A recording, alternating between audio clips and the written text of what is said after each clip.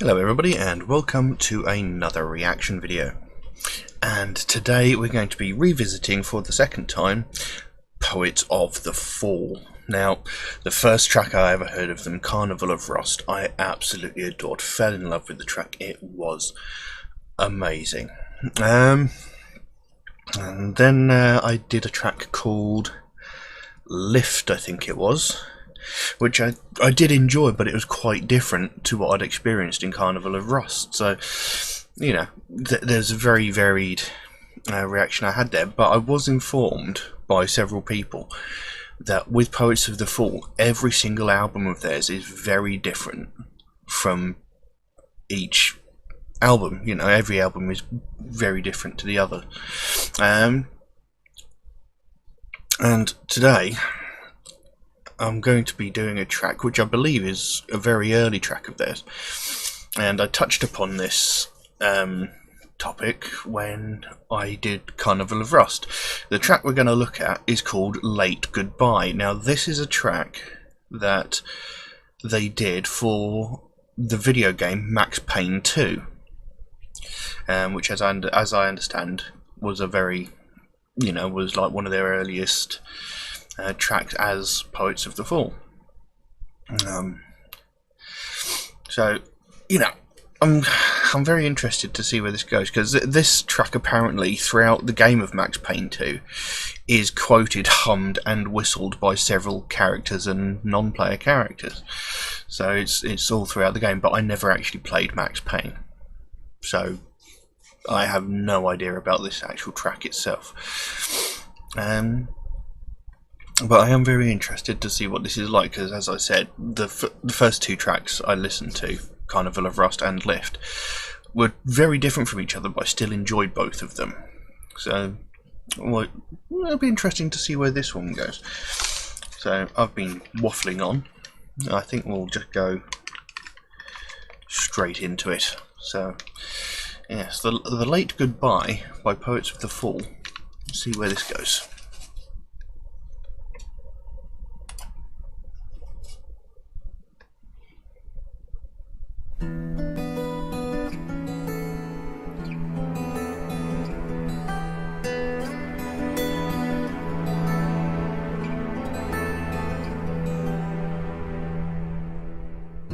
In our headlights, staring bleak, beer cans, deer's eyes on the asphalt, underneath our crushed plans and my lies, lonely street signs, power lines, they keep on flashing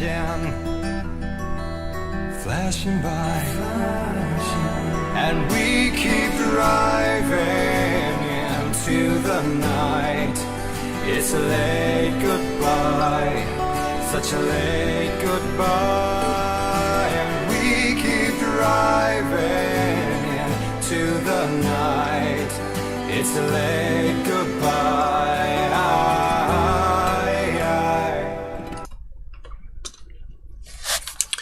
So already there is a noticeable difference in this track from everything I've experienced by them before. Most notably, the way in which he's singing. In Carnival of Rust, I'm going to keep referencing this track because it was my favourite track. It was the first track I heard. You know, his voice was very, very powerful. You know, and it was very... There was just something about his voice I absolutely loved. You know, and the music in it was, you know, really beautiful, lovely piece of acoustic music that went really quite heavy as he hit to the chorus. Now this one, his voice itself is very different. The sound of his voice is a lot more nasally. So the voice is more up in his head rather than where it was in Carnival of Rust, which was like right at the front of his mouth. Almost the way he sings almost in this track is almost slightly reminiscent of REM a little bit. But I mean, it still sounds good. And again, obviously this was done, as I said, for the end credits of the video game Max Payne 2. Now, like I said, I've never played them, but I believe in the story of Max Payne 2. It's got something to do with, excuse me, like his wife is like missing or is being killed or something like that. So it's quite an emotional story to the game. So the song itself is obviously going to be a soft, slow, ballady sort of emotional track, and you can hear that there is definite emotion in his voice. And the lyrics so far have been: in our headlights, staring bleak, beer cans, dear eyes on the asphalt underneath. Our crushing plans and our crushed plans and my lies, lonely street signs and power lines, they keep flashing by, and we keep driving into the night. It's a late goodbye, such a late goodbye, and we keep driving into the night. It's a late goodbye. Oh yeah. Ooh, excuse me. So, you know, the way it sounds like at the moment, he's just driving his car through the night off into the distance, possibly without any actual destination in mind. He's just driving, possibly with his significant other in the car. I mean, it's quite a nice track so far. We'll carry on and see where it goes.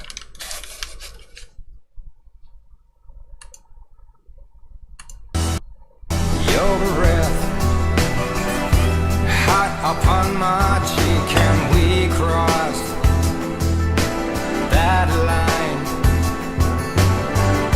You made me strong when I was feeling weak, and we crossed that one time. Screaming stop signs, staring wild eyes keep on flashing by, and we keep driving into the night. It's a late goodbye, such a late goodbye, and we keep driving into the night. It's a late goodbye. The devil grins from ear to ear when he sees the hand he's dealt us. Points at your flaming hair and then we're playing hide and seek. I can't breathe easy here, this our trail's gone cold behind us. Till in the John mirror you stare at yourself grown old and weak. We keep driving into the night. It's a late goodbye, such a late goodbye. We keep driving into the night. It's a late goodbye, such a late goodbye. We keep driving into the night. It's a late goodbye, such a late goodbye. We keep driving into the night. It's a late goodbye, such a late goodbye. We keep driving into the night. It's a late goodbye, such a late goodbye. We keep driving.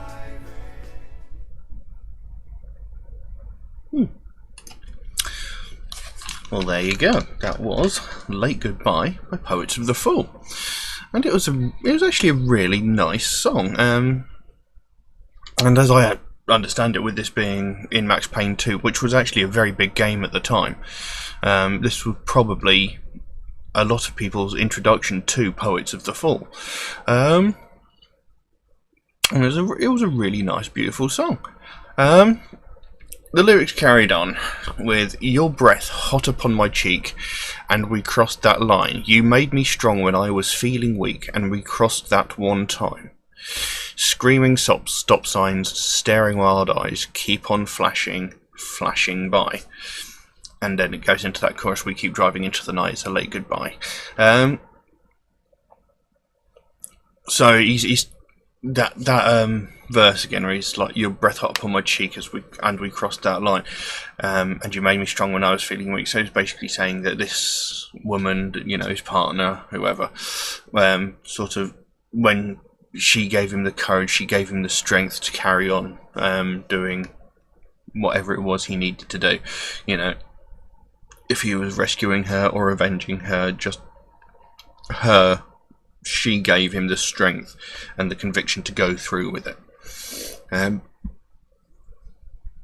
then came a bridge, which was beautifully sung. The music changed slightly, the way he sung changed ever so slightly, and it sounded really good. And one of the things I do like about Poets of the Fall is, he puts so much emotion into his voice, and it's really noticeable, and it sounds brilliant. You can really feel the moments in the song where he needs you to feel. And the bridge goes, "The devil grins from ear to ear when he sees the hand he's dealt us. Points at your flaming hair when we're playing hide and seek." Oh, points at your flaming hair and then we're playing hide and seek. "I can't breathe easy here unless our trail's gone cold behind us. Till in the John mirror you stare at yourself grown old and weak." So just that line there, the devil grins from ear to ear when he sees the hand he's dealt us. So, the devil, the way, I can't think of how to word it, the hand I've been dealt is normally referred to like my destiny and the path my life is taking, and there it's the devil who grins from ear to ear when he sees the hand he's dealt us. So he's like really mischievous. He seems to have purposefully dealt them a difficult hand to deal with. He seems to put obstacles in their way to make their life as difficult as possible, and the devil thinks it's funny. He's enjoying the fact that they're suffering and finding things hard. Points at your flaming hand, and we're playing hide and seek. Not sure. "I can't breathe easy here unless our trail's gone cold behind us." So basically they're always on the run from whoever. It seems to me like he's on the run from the authorities or whatever. So he's always like hyper vigilant. He's always on the lookout for anybody that could possibly like belie his location. Like call the police and say like, "I found this guy, he is here." Until the point he's absolutely certain that they've given up looking for him, he's never going to rest easy. He's never going to sleep well. He's always going to be on the lookout. He's always going to be watching his back. And it says there, till in the John mirror you stare at yourself grown old and weak. So it's like standing in the bathroom just staring into the mirror, and you see that your life's passed you by. You're now really old, really frail. You've basically wasted your life on this, constantly running from whatever it is. It's a really nice song. Again, it wasn't as strong as Carnival of Rust, in my opinion. I don't actually remember what Lift was like. I seem to recall I did like it, but I can't remember exactly what the song was like. But it was still a good song, and like I said, you could feel emotion when you needed to feel the emotion. You could hear it in his voice. It was really perfectly executed. Like I said, it was sounded very different from the other two times I've actually listened to Poets of the Fall. And, as I said, I've been told that every album of theirs differs greatly from the last. So, yeah, I did quite enjoy that. I think I will leave that as it is. If If anybody would like to suggest a track for me to react to, then please do so by all means. You can drop a comment in the comment section below, or you can message me on my Facebook or my Instagram. There are links to those in the description below. Just know that if you do suggest a track, it might take a while for me to get around to it, since, you know, I get suggested dozens and dozens of tracks every single day. So my list of tracks to check out grows faster than I can actually record the videos.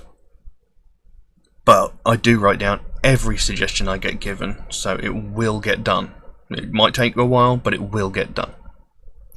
Also, Metalhead Reacts is a proud supporter of the Sophie Lancaster Foundation. They are a British-based charity whose main goal is to put an end to hate crimes, specifically those that are aimed towards people of the alternative subculture.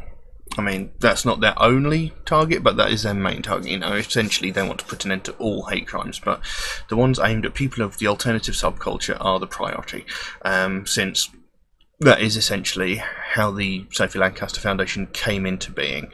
It's a tragic story about how they came into being, and it's something that I think really needs to be addressed, because attacking someone verbally or physically just for the way that they're dressed and just for the music that they listen to is absolutely outrageous. You know, it's unacceptable. I mean, what anybody hopes to achieve from this from this action is beyond me. You know, just yelling at someone and beating them up and threatening them with violence isn't going to suddenly make them change the way they dress and the music that they listen to, because that is who they are, that is their identity, and nobody has any right to tell them otherwise. They've got no right to tell them whether they're right or wrong, because there is no right and wrong. And if everybody on this planet liked exactly the same thing, the world would be an incredibly dull place. You know, everything would be beige, all music would be the same, it would be boring, it would be dull, there would be no variation, there would be nothing of interest. You know, and simply beating someone up just because they don't like the same things as you it's stupid, it's ridiculous. I mean, it's like, I've made this comparison before, it's like going up down the street and beating someone up because they don't like the same flavour ice cream you do. You know, it's on the same level of logic. Yeah, you don't like the same music as I do, you don't like the same ice cream as I do, so I'm going to attack you, I'm going to beat you up. It's stupid, it's pointless, it achieves nothing. And it needs to be stopped, it needs to be addressed, because, you know, you hear about all these other kinds of hate crimes regularly. You know, your homophobia, your transphobia, your racism, your sexism, you know, all of this sort of stuff you hear on a regular basis, but you never, or you very rarely hear about people getting attacked just because of the way they dress, just because of the music that they listen to. And it's something that needs to be addressed. It needs to be brought into view, and, you know, it needs to be stopped, because it's unacceptable. There is no way anybody can possibly rationalise it and give a good excuse as to why they do it. So, you know, if you want to find out more about Sophie Lancaster, there is a link to their website in the description below. Pop over there, find out what they're working on at the moment and what their main target and goal is at the moment, because they can explain it damn sight better than I can. And if you can help them in any way, even if it's something as simple as one of these Sophie bracelets, I think they're about £1, £1 on the store. You know, every little bit helps. Even the smallest donation can make a difference, and hopefully sooner rather than later we can actually stamp out prejudice, hatred and intolerance everywhere. And I got all those words the wrong way round, but the message is still the same. So yeah, if you can help in any way, that would be great. But I'm gonna leave that as it is for the time being. Thank you all very, very much for watching, and I'll see you again soon. Bye bye. And we keep driving into the night. It's a late goodbye, such a late goodbye. And we keep driving into the night. It's a late